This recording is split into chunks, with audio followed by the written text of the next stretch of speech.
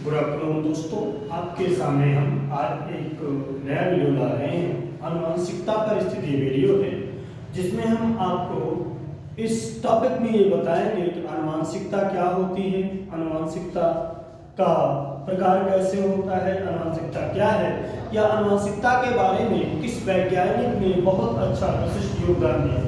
तो जो आनुवंशिकता की बात करें तो आनुवंशिकता क्या है, देखो आनुवंशिकता एक यहाँ पे आया, आनुवंशिकता क्या है, हेरेडिटी किसे कहते हैं।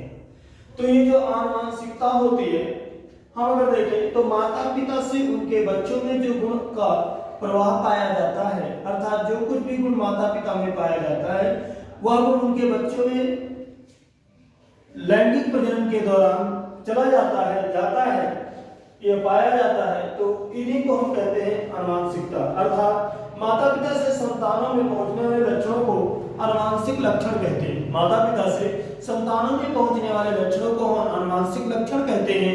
और ये जो माता पिता से उनके बच्चों में लक्षण जाते हैं, इस पूरी की पूरी प्रक्रिया को, जो लक्षण गए और कैसे उनका प्रभाव देखा गया, इस पूरी की पूरी प्रक्रिया को हम आनुवंशिकता कहते हैं। तो वह लक्षण जो हमें अपने माता पिता से प्राप्त होते हैं उसे आनुवंशिक लक्षण कहते हैं। आनुवंशिक लक्षणों का बच्चों से, आनुवंशिक लक्षणों का माता पिता से उनके पुत्रों में जाना और इसका अध्ययन करना, यही आनुवंशिकता कहलाता है। आनुवंशिकता के क्षेत्र में अगर हम बात करें तो विज्ञान की वह शाखा जिसमें आनुवंशिक लक्षणों एवं उनके एक जनरेशन से दूसरे जनरेशन में जाने का अध्ययन करते हैं, इसी को हम आनुवंशिकता कहते हैं। आनुवंशिक लक्षणों और उनके माता पिता से बच्चों में जाना, इसका विज्ञान के जिस शाखा में अध्ययन किया जाता है वही आनुवंशिकी विज्ञान कहलाता है, वही कहलाता है आनुवंशिकी विज्ञान। आनुवंशिकी विज्ञान में देखा गया तो ये जो आनुवंशिकी विज्ञान होता है, इस आनुवंशिकी विज्ञान में नजर आया कि इसमें कई सारे वैज्ञानिकों का योगदान रहा। जैसे उदाहरण के लिए मेंडल का योगदान एक आता है, मेंडल, दूसरा आता है टीएच मॉर्गन, दूसरा आता है टीएच मॉर्गन, अगला आता है टीएच मॉर्गन, तीसरा आता है मॉर्गन, टीएच मॉर्गन, और अगला आता है बेटेसन, अगला आएगा बच्चों बेटेसन, अगला आता है बेटेसन। तो ये कुछ ये कुछ ऐसे वैज्ञानिक थे जिनका आनुवंशिकता में या आनुवंशिकी विज्ञान में बहुत ज्यादा योगदान है। मेंडल ने आनुवंशिकी के क्षेत्र में बहुत ज्यादा काम किया था और मेंडल ने आनुवंशिकी के क्षेत्र में 3 नियम दिए थे जिसे मेंडल के वंशागत के नियम कहते हैं। तो मेंडल का योगदान की बात करें तो मेंडल ने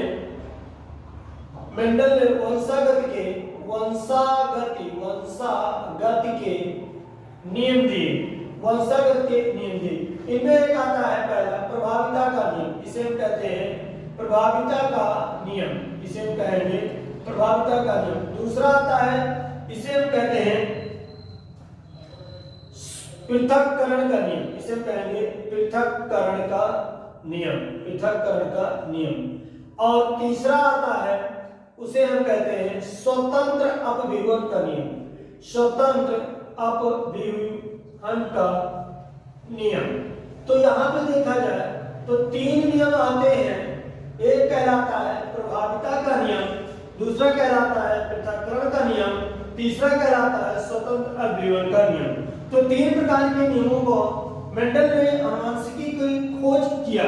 मेंडल ने जिस प्लांट में अध्ययन किया था उस प्लांट का नाम था पायसम सटाइवम, और मेंडल ने पायसम सटाइवम पर अध्ययन किया और उसके 7 विभिन्न तुलनात्मक लक्षणों पर अध्ययन किया। 7 तुलनात्मक जो लक्षण थे उनमें पहला था बीज की आकृति, पहला था बीज की आकृति, और दूसरा था, उसे कहा गया बीज का रंग, दूसरा क्या था, बीज का रंग, और तीसरा था, उसे कहा गया पुष्प का रंग, तीसरा था पुष्प का रंग, और चौथा था फली की आकृति, चौथी थी फली की आकृति, पांचवा था जिसे हम कहें फली का रंग, पांचवा क्या था, फली का रंग, और छठा था, उसे कहा गया पुष्प की स्थिति, क्या कहा गया, पुष्प की स्थिति, छठा था पुष्प की स्थिति, और सातवां था तने की लंबाई, सातवां था तने की लंबाई। तो ये कुछ ऐसे टोटल 7 लक्षण थे। बीज की आकृति, बीज की आकृति, बीज का रंग, पुष्प का रंग, फली की आकृति, फली का रंग, पुष्प की स्थिति, तने की लंबाई। इन 7 लक्षणों का मेंडल ने पाइसम सटाइगम नामक पौधे पे अध्ययन किया और तीनों इन 7 लक्षणों का अध्ययन करने के बाद उन्होंने कुछ निष्कर्ष निकाले। जो निष्कर्ष निकाले उन्हीं निष्कर्ष को मेंडल के नियम कहा गया। पहला कहा गया प्रभाविता का नियम, दूसरा कहा गया पृथक्करण का नियम, तीसरा कहा गया स्वतंत्र अपव्यूहन का नियम। पहला नियम क्या है? प्रभाविता का नियम, दूसरा नियम है पृथक्करण का नियम, तीसरा नियम है स्वतंत्र अपव्यूहन का नियम। मेंडल ने ये 3 नियम दिए। अब इसमें प्रभाविता के नियम में देखा जाए तो मेंडल ने जब 7 लक्षणों का अध्ययन किया तो उन्होंने देखा कि ये तुलनात्मक लक्षण या तो प्रभावी होंगे तो या अप्रभावी। तो बीज की आकृति में देखा जाए, अगर हम बात करें गुण की या लक्षण की, लक्षण में देखा गया तो 2 प्रकार के लक्षण आए। एक प्रभावी लक्षण हुआ, एक प्रभावी, एक अप्रभावी। एक प्रभावी हुआ, एक अप्रभावी। प्रभावी में देखा जाए बीज की आकृति जो थी गोल प्रभावी था, गोल प्रभावी था, झुर्रीदार अप्रभावी था। बीज का रंग पीला प्रभावी था, हरा अप्रभावी था। पुष्प का रंग, अगर हम बात करें पुष्प का रंग तो लाल प्रभावी था और सफेद अप्रभावी था, लाल प्रभावी था और सफेद। और फली की आकृति की बात करें तो फूली हुई जो फली थी, फूली हुई, ये आपकी प्रभावी थी। और सिकुड़ी हुई, इसे कहते हैं सिकुड़ी, क्या कहते हैं? सिकुड़ी हुई। तो सिकुड़ी कैसी थी? अप्रभावी थी। और फली का रंग में हरा रंग प्रभावी था, हरा रंग प्रभावी था, पीला अप्रभावी था, पीला रंग अप्रभावी था। यहाँ पे ध्यान देने योग्य बात है, बीज के रंग में पीला प्रभावी है और फली के रंग में हरा प्रभावी है। तो दोनों एक दूसरे उल्टे हैं। आप लोग यही भी कंफ्यूजन करते हो, आप सबके मन में यही कंफ्यूजन आता है कि पीला है कि हरा।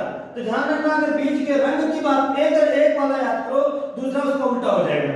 बीज का रंग पीला होता है प्रभावी, हरा अप्रभावी। दूसरा कभी भी आएगा रंग वाला तो हरा प्रभावी और पीला अप्रभावी हो जाएगा। ये आपको याद रखना है। और पुष्प की स्थिति की बात करें तो कक्षस्थ जो था, कक्षस्थ आपकी पुष्प की स्थिति प्रभावी थी और अग्रस्त अप्रभावी था। इसमें अग्रस्त अप्रभावी था। और उसके बाद आते हैं तने की लंबाई में, तो लंबा आपका प्रभावी था और बौना आपका अप्रभावी था, बौना आपका अप्रभावी। तो हमने क्या कहा कि जो आपके मेंडल ने मानसिकता के जो नियम दिए, मेंडल ने अंशागत के 3 नियम दिए, प्रभाविता का नियम, पृथक्करण का नियम और स्वतंत्र अपव्यूहन का नियम। इनमें लक्षण के बीच की आकृति प्रभावी में गोल, अप्रभावी झुर्रीदार। बीज का रंग प्रभावी पीला, अप्रभावी हरा। पुष्प का रंग लाल, प्रभावी अप्रभावी सफेद। फली की आकृति प्रभावी फूली हुई, अप्रभावी सिकुड़ी हुई। फली का रंग हरा प्रभावी, पीला अप्रभावी। पुष्प की स्थिति कक्षस्थ प्रभावी, अप्रभावी अग्रस्त। तने की लंबाई लंबा प्रभावी, अप्रभावी बौना। ये 7 लक्षणों को मेंडल ने अध्ययन किया था और मेंडल ने 7 लक्षणों का जब अध्ययन करके अपना रिजल्ट प्रस्तुत किया तो दुर्भाग्य से उस समय मेंडल के नियम किसी भी वैज्ञानिक को समझ में नहीं आया। सारे वैज्ञानिकों ने मेंडल के बताए गए नियमों को खारिज, एक सिरे से ही खारिज कर दिया। मेंडल ने बताया कि विशेष प्रकार के फैक्टर होते हैं और यही फैक्टर पैरेंट्स की प्रोजेनी में जाते हैं और ये फैक्टर जो होते हैं हमेशा पेयर में पाए जाते हैं और यही पेयर जो पाए जाते हैं प्रभावी होगा, एक अप्रभावी होगा। लेकिन उस समय किसी भी वैज्ञानिक को फैक्टर या कारक समझ में नहीं आया और मेंडल द्वारा की गई गणनाएं समझ में नहीं आई, इसलिए मेंडल के नियम को उसी समय रद्द कर दिया गया। उनकी मृत्यु के पश्चात कभी 35 वर्ष बाद सन 1900 में विश्व के 3 अलग-अलग क्षेत्रों से, 3 अलग-अलग देशों से 3 वैज्ञानिक आए जिन्हें कार्ल कोरेंज, हॉलैंड के Hugo de Vries, T Sherman, Austria के टी शेरमान, हॉलैंड के ह्यूगो डे व्रीन और एक कार्ल कोरेंज है। इन तीनों वैज्ञानिकों ने सेपरेटली अध्ययन करते हुए मेंडल के नियमों को पुनर्खोजा और पुनर्खोज कर यह निष्कर्ष निकाला जो मेंडल ने बहुत पहले ही निकाल लिया था। उन लोगों ने मेंडल के सम्मान में, चूंकि ये सारे निष्कर्ष मेंडल ने निकाले थे, इसलिए उन लोगों ने मेंडल के सम्मान से मेंडल का ही नियम बताया और अर्थात ये जो 3 नियम है इसे मेंडल के नियमों को पुनर्खोज करने वाले वैज्ञानिक थे ऑस्ट्रिया के टीसेमन, हॉलैंड के रूडीग्रेड और एक थे कार्ल कोरन। इन तीनों वैज्ञानिकों ने मेंडल के नियमों की खोज की, दोबारा खोजा और उन्होंने इनके तीन नियम बताए। एक था प्रभाविता का नियम, दूसरा था पृथक्करण का नियम, तीसरा था स्वतंत्र अभियोग का नियम। बच्चों, मेंडल ने जिन 7 लक्षणों पे अध्ययन किया था वो 7 लक्षण थे। एक था बीज की आकृति, बीज का रंग, पुष्प का रंग, फली की आकृति, फली का रंग, पुष्प की स्थिति, तने की लंबाई। इनमें लक्षण जो थे प्रभावी और अप्रभावी बटे थे। तो प्रभावी गोल होता है, अप्रभावी झुर्रीदार। अब की बीज का रंग पीला प्रभावी, हरा अप्रभावी, पुष्प का रंग लाल प्रभावी, सफेद अप्रभावी, फली की आकृति में फूली हुई फली प्रभावी, सिकुड़ी हुई अप्रभावी, फली का रंग हरा रंग प्रभावी, पीला अप्रभावी, पुष्प की स्थिति कक्षस्थ प्रभावी, अग्रस्थ अप्रभावी, तने की लंबाई लंबा प्रभावी, बौना प्रभावी। इन 7 लक्षणों का मेंडल ने अध्ययन करके बताया था। अब उसके बाद देखा गया मेंडल द्वारा जो प्रतिपादित लक्षण थे वह कुछ, या मेंडल के द्वारा जो प्रतिपादित संकरण थे वह कुछ निम्न थे। एक पहला आता है मोनोहाइब्रिड क्रॉस। पहला आता है मोनोहाइब्रिड क्रॉस, क्या इसे कहते हैं एक संकर संकरण। तो मेंडल द्वारा प्रतिपादित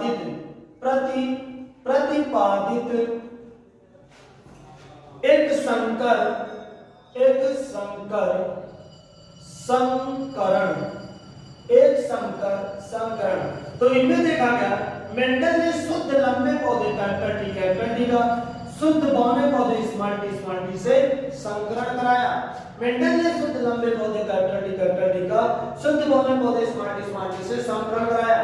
और प्रथम पीढ़ी में उन्होंने देखा कि सारे जो पौधे थे वो कैपिटल टी स्मॉल टी वाले थे। तो इसे क्या कहा गया? P generation. इसे पी जनरेशन कहा गया और इसे कहा गया फीलियल वन या यौवन generation. In capital T small T वाले को ये देखने पौधे कैसे थे? ये लंबे पौधे थे। अब इनका इन्होंने क्या कराया? सेल्फिंग कराई, अर्थात इस फीलियल वन के पौधों का आपस में सेल्फिंग कराई। और आपस में सेल्फिंग कराई तो उन्होंने देखा कैपिटल टी स्मॉल टी का सेल्फिंग कराया कैपिटल टी स्मॉल टी से। जब उन्होंने इनका आपस में क्रॉस कराया तो उन्होंने देखा कैपिटल टी आया, कैपिटल टी स्मॉल टी आया, स्मॉल टी आया, कैपिटल टी स्मॉल टी आया। तो उन्होंने क्रॉस कराया तो फिर ये वाली जनरेशन क्या होगी? ये हो गई F2, ये हो गई F2। तो सभी पौधे जो थे, सभी पौधे कैसे थे? सभी पौधे लंबे थे, सभी पौधे लंबे थे,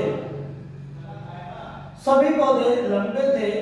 और इनके देखा गया इन सभी पौधे लंबे थे, लेकिन इसमें अगर देखा जाए तो कैपिटल टी वाला एक पौधा था और इस दो पौधा था आपका कैपिटल टी स्मॉल टी वाला और एक पौधा था स्मॉल टी वाला।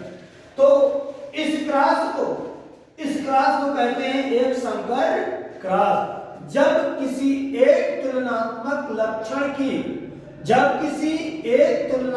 लक्षण की वंशागत को ध्यान में रखते हुए कोई संकरण कराया जाता है तो ऐसे संकरण को एक संकर संकरण कहते हैं। ऐसे संकरण को एक संकर संकरण कहते हैं। मेंडल ने जब शुद्ध लंबे और शुद्ध बौने के बीच क्रॉस कराया तो प्रथम पीढ़ी में सारे पौधे लंबे हुए। सारे पौधे कैसे हुए? सारे पौधे लंबे हुए। सारे पौधे कैसे थे? लंबे थे, यानी कैपिटल। अब वो सारे पौधे लंबे थे। अब उन्होंने क्या किया? ये लंबे कैसे? इन्होंने आपस में सेल्फिंग कराई। अब फीलियल 2 में जब प्रथम पीढ़ी के पौधों का फिर संकरण कराया आपस में तो देखा कि सारे इनमें 3 पौधे लंबे थे, एक बौना था। 3 पौधे लंबे, एक बौना था। तो इस प्रकार देखा जाए तो मेंडल के एक संकरण का अनुपात जो आता है वह अनुपात 3:1 आता है। और यह अनुपात क्या कहलाता है? फिनोटाइप। ये फिनोटाइप कहलाता है। और जो जीनोटाइप का अनुपात आता है वह जीनोटाइप का अनुपात 1:2:1 आता है। फिनोटाइप का है 3:1, जीनोटाइप का है 1:2:1 आता है। इस प्रकार एक संकर संकरण का अनुपात 3:1 आया फिनोटाइप, जीनोटाइप 1:2:1, अर्थात एक पौधा शुद्ध लंबा होगा, दो पौधा संकर लंबा होगा और अशुद्ध लंबा जिसे कहें, और एक पौधा बौना होगा। तो इस प्रकार मेंडल का ये क्या हुआ, प्रभाविता का नियम यहाँ पे परिलक्षित होता है। अर्थात जब कैपिटल टी स्मॉल टी होता है तो कैपिटल टी अपने आप को प्रभावित कर ले जाता है, दिखाई देता है, स्मॉल टी अपने आप को एक्सप्रेस नहीं कर पाता है। तो इस प्रकार जब मेंडल ने शुद्ध लंबे शुद्ध बौने का अभ्यास कराया तो प्रथम पीढ़ी में सारे लंबे हुए, यानी सब के सब पौधे लंबे हुए। क्यों? क्योंकि प्रथम पीढ़ी में जो जीन आया वो कैपिटल टी स्मॉल टी आया। चूंकि कैपिटल टी जो है वो प्रभावी लक्षण है, इसलिए वो अपने आप को प्रभावित कर ले गया, सारे पौधे लंबे हुए और स्मॉल टी अप्रभावी था, तीसरे कोई पौधा लंबा बौना नहीं हो पाया। अब जब उनमें आपस में सैंपलिंग कराई तो मेंडल ने देखा 3 पौधे लंबे, 1 बौना हुआ। अर्थात ऐसा हो गया कि कैपिटल टी स्मॉल टी का जब संकरण कराया गया तो उसमें जो प्रभावी लक्षण वाले थे कैपिटल टी, जहां कैपिटल टी है वो सारे प्रभावी यानी कि लंबे पौधे हुए, और जो स्मॉल टी आ गया वो क्या हो गया, बौना पौधा हुआ। तो इसी को क्या कहते हैं, प्रभावीता का नियम। अर्थात जब शुद्ध लंबे शुद्ध बौने का क्रॉस कराया गया, जब तुलनात्मक लक्षण वाले पौधों को आपस में क्रॉस कराते हैं तो प्रथम पीढ़ी में सारे पौधे प्रभावी लक्षण वाले होते हैं। इसी नियम को मेंडल का प्रभाविता का नियम कहा जाता है। इसी नियम को मेंडल के प्रभाविता का नियम कहते हैं। अब दूसरा नियम देखिए, दूसरा नियम ये कहता है, दूसरा नियम जो होता है मेंडल का, वो होता है मेंडल का दूसरा नियम उसे कहते हैं लक्षणों के पृथक्करण का नियम या पृथक्करण का नियम। देखिए अब दूसरे नियम में क्या है, किसे कहते हैं दूसरा नियम? बच्चों देखो दूसरा नियम में देखा गया, दूसरा नियम क्या है, देखो दूसरे नियम को हम कहते हैं, दूसरे नियम को हम युग्मकों की शुद्धता का भी नियम कहते हैं अथवा इसी को पृथक्करण का नियम कहते हैं। इस नियम के अनुसार जब प्रथम संतानीय पीढ़ी के बीच सभी युग्मी पौधों में स्वपरागण कराया जाता है, अर्थात प्रथम पीढ़ी में जैसे मैंने कहा कैपिटल लिया, स्मॉल टी लिया, अब ये क्या होगा, कैपिटल टी स्मॉल टी है। अब कैपिटल टी ये कौन सी पीढ़ी हो गई, ये फोर्थ पीढ़ी हो गई। अब इन फोर्थ पीढ़ी की स्वपरागण कराया गया, कैपिटल टी स्मॉल टी, इनमें स्वपरागण कराया गया, देखा गया कैपिटल टी आया, ठीक है, और इनमें कराया गया तो देखा गया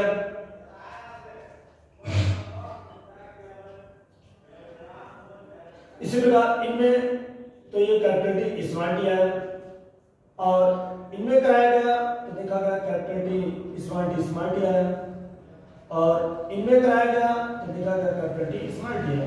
अर्थात जब ये दूसरी जनरेशन आई, इसे फिर L2 कहा गया, तो फिर F2 पौधों में देखा गया कि एक पौधा शुद्ध लंबा, 2 आपके संकर लंबे और एक आपका शुद्ध बौना है। तो इसमें देखा जा रहा है कि जब ये युग्मक जो होते हैं, जो युग्मक निर्माण हो रहा है, कैपिटल टी स्मॉल टी स्वतंत्र रूप से अलग अलग हो जा रहा है। अर्थात इसमें कैपिटल टी स्मॉल टी भले ही परस्पर विपरीत लक्षण है, लेकिन जब ये युग्मक निर्माण का समय आता है तो ये लक्षण जो होते हैं स्वतंत्र रूप से एक निश्चित अनुपात में अलग होते हैं। अर्थात पृथक्करण का नियम ये कहता है कि द्वितीय संतानीय पीढ़ी में सदस्यों के परस्पर विपरीत लक्षणों का एक निश्चित अनुपात में पृथक्करण हो जाता है। द्वितीय पीढ़ी में विपरीत लक्षणों का एक निश्चित अनुपात में पृथक्करण हो जाता है, अतः यह लक्षणों का पृथक्करण का नियम कहलाता है। कैपिटल टी मिला, कैपिटल टी स्मॉल टी और कैपिटल टी स्मॉल टी, तो शुद्ध लंबा शुद्ध बौना और संकर लंबे पौधे का आने का मतलब ये हो गया कि ये जो आपके युग्मक थे कैपिटल टी स्मॉल टी थे, ये स्वतंत्र रूप से, शुद्ध रूप से, विशुद्ध रूप से अलग अलग हो जाते हैं। इनका देखा जाता है तो एक दूसरे से प्रभावित नहीं होते हैं। तो इसका मतलब ये हो जाता है कि जो आपके इनमें अब कैपिटल टी स्मॉल टी भले ही कि कैपिटल टी स्मॉल टी काफी देर तक साथ रह रहा है, लेकिन जब भी कैपिटल आएगा वो अपना प्रभावी लंबा ही शो कर रहा है, और जब भी स्मॉल टी होमोजाइगस कंडीशन में आ रहा है तो अपने आप को बौना ही दिखा रहा है।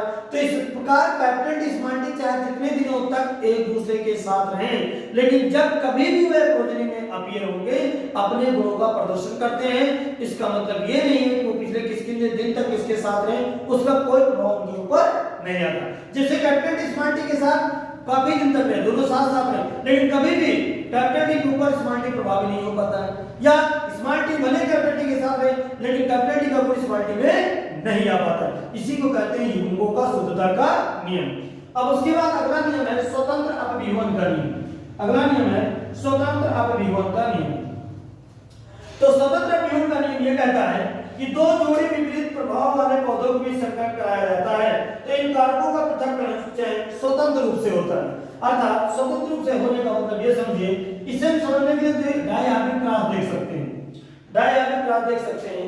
इसमें देखा गया कि जब गोल पौधे पीला और गोल का क्रॉस हरा और झुर्रीदार से कराया गया, हरा और झुर्रीदार से कराया गया, तो इसमें capital R, capital Y, small r y था।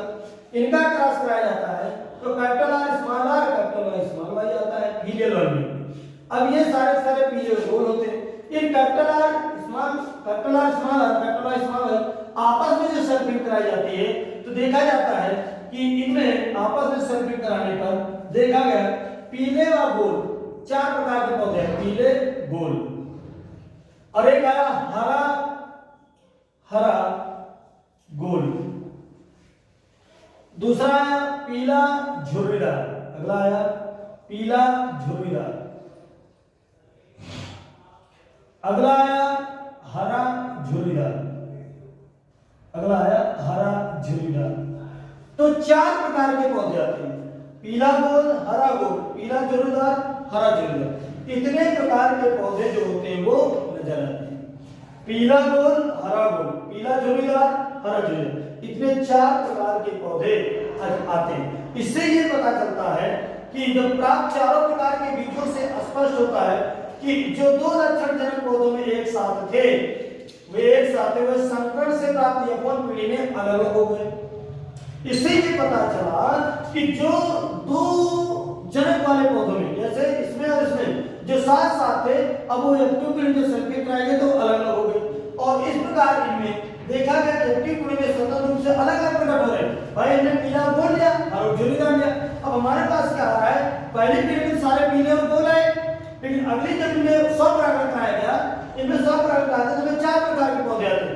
9 पौधे में पीले गोल मिलते हैं, 3 पौधे हरा गोल मिलता है, 3 पीला झुर्रीदार मिलता है और 1 पौधा हरा झुर्रीदार मिलता है। इससे मतलब ये हो गया 4 प्रकार के कॉम्बिनेशन पौधों में आता है। तो इससे यह पता चलता है कि जब युग्मक जो होते हैं स्वतंत्र रूप से युग्मक में देखा गया कि दो जोड़े विपरीत प्रभाव वाले पौधों की संकरण कराया जाता है तो इन कारकों का जो पृथक्करण होता है, पृथक्करण तथा चयन वो स्वतंत्र रूप से होता है, कहीं एक दूसरे से प्रभावित नहीं होते। कोई किसी में भी जा सकता है, ये निर्भर नहीं कोई कि कोई पीला गोल लिया है तो पीला गोल ही में सफा है, हरा झुर्रीदार लिए हरा झुर्रीदार हो, पीला गोल हरा झुर्रीदार बीच क्रॉस कराया मैंने तो पीला और हरा भी आ रहा है, पीला हरा और गोल भी आ रहा है, झुर्रीदार और हरा भी आ रहा है और पीला झुर्रीदार भी आ रहा है। तो अलग अलग प्रकार के लक्षण वाले पौधे प्राप्त हो रहे हैं जो ये साबित करते हैं मेंडल के तीसरे नियम स्वतंत्र अपव्यय के नियम को सिद्ध करते हैं।